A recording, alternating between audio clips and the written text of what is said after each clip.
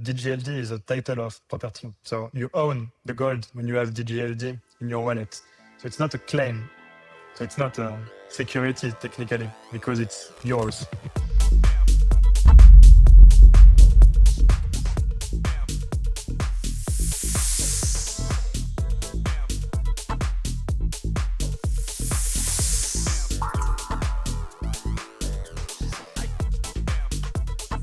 Welcome back, everyone, to another episode of the Ship Safely podcast. I'm your host, Sebastian, and today we're joined by Antoine Sarraute, Head of Technology for Gold Token SA, who is the issuer of the DGLD token, and he's also a co-founder of Wakweli Foundation. So, if you don't know Antoine, he has a deep engineering background. He's transitioned from traditional Web 2 software development at companies like Ubico into becoming an advocate for decentralized tech.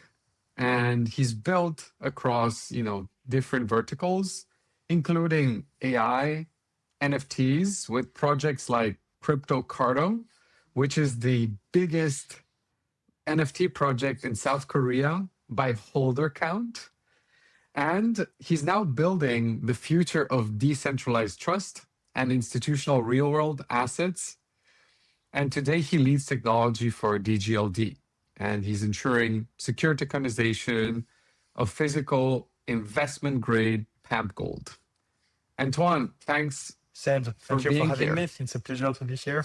So to kick things off, I want to ask you what I ask everyone else is, what should people take away from this episode and why should they stick around and listen? Seb, we worked together with Adevar Labs for a security audit on the Solana version of DGLD. So you can expect to learn more about DGLD and maybe become a holder if you like what we do and why we do it. I think it's a pretty cool product. Yeah. Stick around, folks, and hold on to your seats. We're getting into the first question for Antoine. And, Antoine, you have like a very deep engineering background across traditional full stack development, but now also Web3. And you've also co-founded the Wakweli Foundation to focus on decentralized trust. So my question is, what pulled you into the Web3 space? Since my studies, so I hold a master's degree in computer science. I think like you, or maybe you have a PhD, Sam.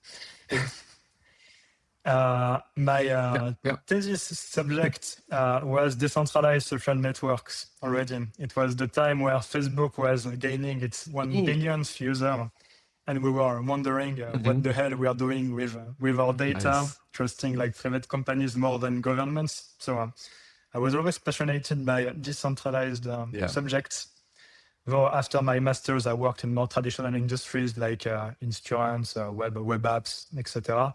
You mentioned Ubico, a really cool car sharing project where I grew my skills in computer science. And like after a few years, like I saw what was happening around cryptocurrencies, like the true ownership, the proof that you own something that is backed by a math and cool software rather than by trusting a banker or somewhere extra. And I thought it was pretty cool. So I learned everything what I could about Ethereum at that time and pivoted my activity towards blockchain technology.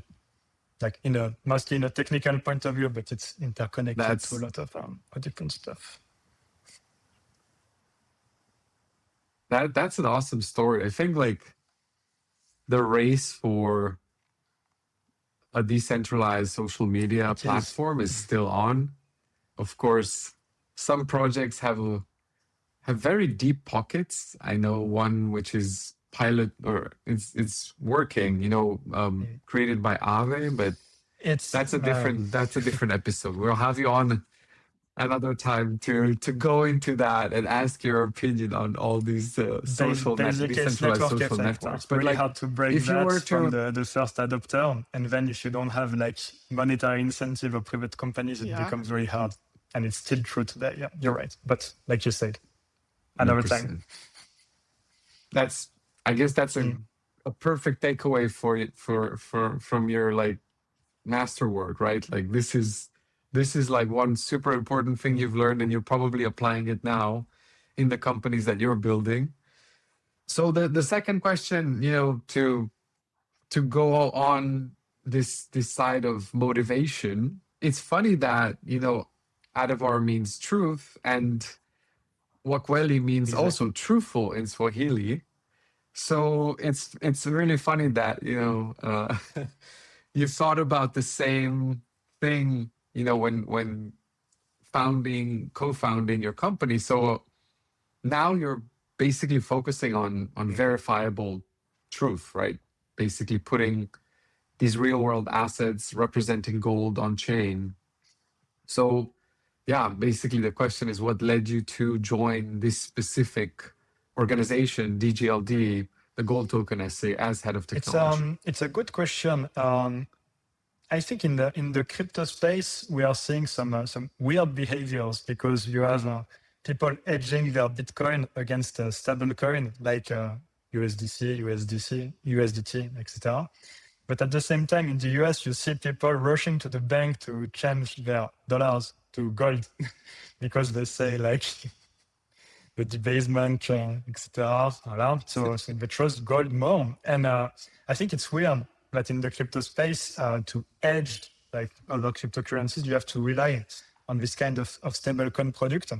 And when I saw that DGLD was being rebuilt with a cool task force in Geneva and the backing of one of the largest group in gold in the world, which is Pamp, the mother company of Gold Token SA, I thought it was a good occasion to create a product that could fully integrate in DeFi and provide a different way to represent value, like an alternative to stablecoin that is actually backed by precious metals. And here, so it's not a fully decentralized product because you have the vaulting of the gold in Switzerland, but you have the strong backing of a private group that is trusted by central banks all over the world, and that you can buy the gold off at Costco in the US, for instance. And it's the occasion to bridge it to DeFi. So this is why I joined, because I do believe we can make something really good with extremely strong applications in the world we work with. So now you're in this highly regulated RWA space as head of technology for Gold Token SA. And, maybe for those unfamiliar with this world, right, of RWAs, how does it work? How does DGLD, in this Swiss legal structure that you just mentioned before, ensure that you're going to actually possess a true ownership of this physical gold, and you can redeem it? It's interesting because it's one of the strengths of Switzerland. The cool thing about DGLD is that DGLD is a title of property. So you own the gold when you have DGLD in your wallet. So it's not a claim. So it's not a security technically because it's yours. So it's by design bankruptcy remote, and you can put it on your balance sheet if you own it as a company, for instance. So it's really a differentiator point compared to the other gold token that you see on the market. And the Swiss law allows us to provide this kind of product, like fully integrated in the regulatory framework. Yeah, and also for those viewers that are unfamiliar with this, DGLD is not something that just popped up this year, right? It has this like very in Web3 a very long history. It was first a side chain for Bitcoin in 2019, and then to Ethereum in 2022, recently launching on Base. And as you mentioned in the beginning, we helped you with the security audit on Solana. So, tell us more about this. How did it, touch all these different blockchains? And maybe you can mention also the technical bottleneck driving through this multi-chain migration. the thing is that tokenized assets, they are really interesting. And I do believe the group was interested about that since a long time, since the Bitcoin sidechain, etc. Though it was maybe a bit early in terms of market momentum, etc., the understanding of what was a tokenized asset from an institutional point of view. And now it's a better timing. This is why end of last year, Gold Token SA was fully acquired by MKS Pamp, and we are now a full part of the group. And we relaunched the token, basically, so that we can make it available where it's needed. Hence the multi-chain aspect with like deep liquidity that we will provide on different DEXs, authorization, etc. as we grow. But the core thing is that now institutionals are ready for the transition like to tokenized assets. We've seen the race starting on gold. Now on gold, it's already like more than $5 billion on-chain market cap of tokenized assets. And we want to propose a strong product for institutional that is grounded with this Swiss jurisdiction, like we call it like the triple Swiss jurisdiction, because the gold is in Switzerland, the regulation is with Switzerland, the token issuer is in Switzerland. So you have everything that aligns toward this. Yeah. Everything Swiss quality. Amazing. One thing that is really fascinating about DGLD is that you let users burn tokens if they want physical delivery of the actual gold. And you allow them to do that at even just 1 gram, which is amazing. But I'm wondering, from a technical standpoint, tell us, how do you bridge that gap between the permissionless L2 wallet where users burn their tokens to the actual physical asset delivery? It's a question with several different levels. So it's not exactly true when one user wants to redeem for 1 gram, we don't technically burn the token. So this is a way to get your gold that is provided by one of the sister company of the group called Gold Avenue. And Gold Avenue is an expert in retail gold. And the thing is that you can send them DGLD and get back physical gold shipped by them. So it's really convenient, but it's not a token burn from a token issuer point of view. It's like a transfer and a rebalance of treasury. We do offer the possibility to mint and burn, but for regulated accounts that are KYB'd in our system called authorized participants. So if someone wants to come and put the gold in the vault, we'll take the gold, we'll weight it, and we'll mint exactly the same amount of the fine weight of the gold bar and put the deposit certificate on chain also in the mint transactions. This way we ensure that the total supply of DGLD equals what we have in the vault. So this is the minting operation. And technically an authorized participant can take back a bar by burning exactly the token amount that is represented, but the bar he removes from the vault represents. But this is a more complex operation than rather redeeming 1 gram. At this moment, we have like LBMA good delivery gold bars in the vault that weight around 400 ounces. So it's about $1.6 million at a market rate. So it's, let's say it's less convenient than the 1 gram redeeming option that we offer from Gold Avenue. But it's a way like to offer a product that you can actually touch if you want. You can get the delivery in a convenient way, or you can build strong institutional railways, like with the big gold bars, if you're a bank, for instance, where you can benefit from the group's ability to ship basically everywhere in less than 2 days, except sunshine countries.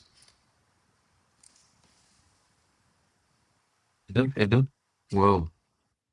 One thing I'm wondering always is, how do people know that the gold is real gold when they get it delivered, right? Like that's always the case, you know. Like, where the reputation of the person you're dealing with is important, and a big reason of why I joined. The reputation of MKS Pamp as a group is excellent. Their work in terms of ingot refining and minting, like with the serial numbers, authenticity certificates, the tracking, Like you have even like an app that you can download on your phone where you scan your ingots and it will like show you the provenance, etc. It's based on a really cool technologies of the micro things you cannot see with your naked eyes. So it's like Wow. Tizi mentioned, tokenized gold might be a trust me, bro technology. But here you have a group that you can trust and that is actually trusted by central banks, etc. So it's one of our powerful assets. All right, I think that's a good segue into, let's say, more technical security. So, like you have this token now and it's cross-chain, right? One of the chains is Base. So in June this year, you updated the Base smart contracts to Yes. optimize the supply model, right? And the goal there is to ensure that each chain holds its own independently allocated physical gold, right? Without any kind of bridge dependencies, let's say. So I want to, ask you, how does this isolation improve the overall security posture? Let's say this of the is token? more of a market momentum thing. With AI capabilities rising like crazy this year, everyone is a bit afraid of the impact it has on smart contract security and like the whole picture, including bridging system. At the beginning, the base contract was using the optimism bridge. So our tokenization engine was on Ethereum and we were bridging the token in and out to base through this standard way. But then in April, we had the incident with Kelp DAO with layer 0 and the bridging, which was more than $300 million in terms of impact. And this scared a lot of people. And in order to develop the market cap of DGLD and being trusted by institutional, we made the choice actually to go out of this model of using the optimism bridge on base and have a dedicated supply on base. So we don't use bridging technologies anymore. And the idea is when a user wants to like move his DGLD from one chain to another, we provide with the group deep liquidity in stablecoin. So you're able to sell on one chain and buy it on one other for fees that at the end are a bit equivalent that using a bridging system, but provide a really key different posture in terms of security. I do believe it would be possible to enable bridge again to modify the architecture. But in order to grow the market cap of the DGLD and build its reputation, we took this choice to be different and to have native insurance on all the chains.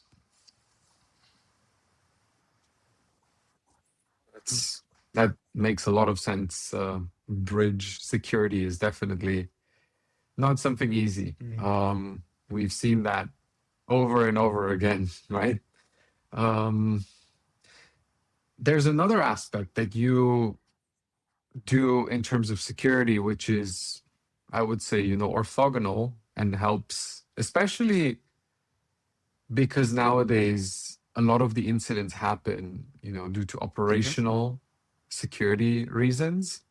So you recently expanded to this 24/7 operational monitoring of token transfers. So you verify any transfer any day of the week, right? At any time.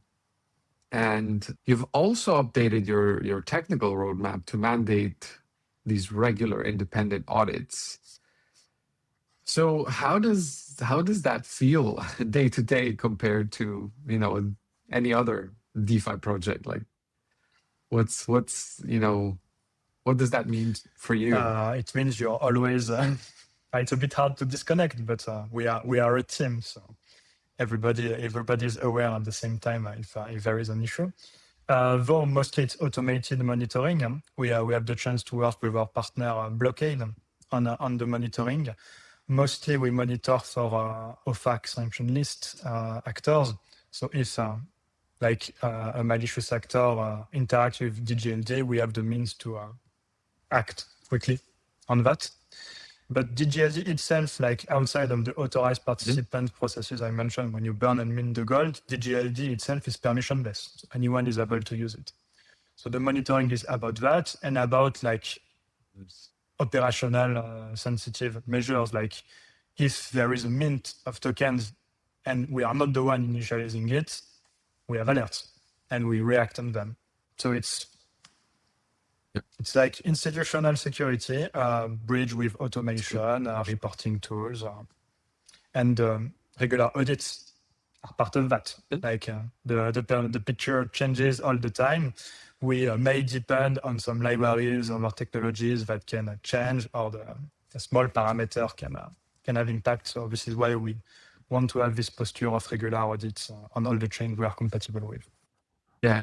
I mean, for a serious business, you need a very mature process, IT process for sure. Yeah, that's amazing. So, what can people expect from DGLD in the next, year or so? We want to expand DGLD to make it available to anyone, like big institutional and retail, and we want people to build cool products with it. I personally would love to see it paired with a lot of different assets on all chains, like a bit like pairs with stablecoins. You can have pairs with DGLD, but that implies that we go to a more wide market cap, so we can provide deep liquidity. And I would love to see it used as a payment, etc., a mean of exchange, a mean of store on value everywhere. So, but what you should expect in the next 18 months or so to see new applications for DGLD, to have yielding opportunities being cooked in protocols, like to basically be able to use gold in a productive way, because so far it's not a really productive asset. It's costly to move, it's expensive to store, etc. And with DGLD, we try to alleviate a lot of these issues to make it something with near instant settlement that you can freely exchange. That's the goal. Exciting times. All right, we've reached the end, and we have this section called Rapid Fire, where I'm going to ask you to answer with just one sentence or one word, if possible. The first question is, what is the single or largest technical bottleneck which is currently preventing more of these physical commodities from moving on chain? User adoption, so wallet infrastructure. We need something that people feel comfortable using with an appropriate level of security, not too much obscurity in tech. Yeah, that makes sense. Second question, what's one outdated security myth about RWAs that you still hear nowadays? An outdated security myth about RWA. I'd say it's from personal experience, but that the smart contract or the program itself is the only perimeter of security that you have to consider. It's like you have to consider the whole picture and all the parameters, breaches can come from everywhere. And now with AI, people are able to attack all of these perimeters, but you are also able to control them in an efficient way. So have to work on that. Yep. That's definitely also, I think, applicable to more than just RWAs. Yeah, in the blockchain space, we are under the radar. It's open source code with money directly bridged to it. So we are the first. We are on the first row. Yeah. So let's move on to the third question. What is, this is a question coming from our previous guest, and they asked, what risk are people not talking sufficiently about? They're not talking about it enough in the Web3 industry, but it's a real risk. I think it would be what you really own when you have a token. Every token has its own rule, and is it true that you own what's backing the token? What utility do you have? Can you redeem the thing? You have to control all of this or to build on the reputation of the projects you interact with. I think that's really important. Yeah, that makes sense. All right. And then would you like to leave a question for our next guest? Yeah, well, obviously I don't know who the next guest is, but let's say in 5 years from now, how much of what you are building now do you think will still be there? How does it sound? Wow. Yeah, that sounds good. That's a deep question. So nice. Thanks a lot, Antoine. There you have it, folks. Antoine, please let everyone know where they can read more about the project and maybe also The main contact point you of if they have contact is questions. the website on dgld.ch or on social network, etc. We're pretty active on X mostly.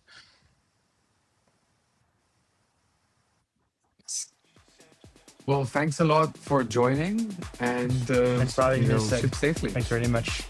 Bye, everyone.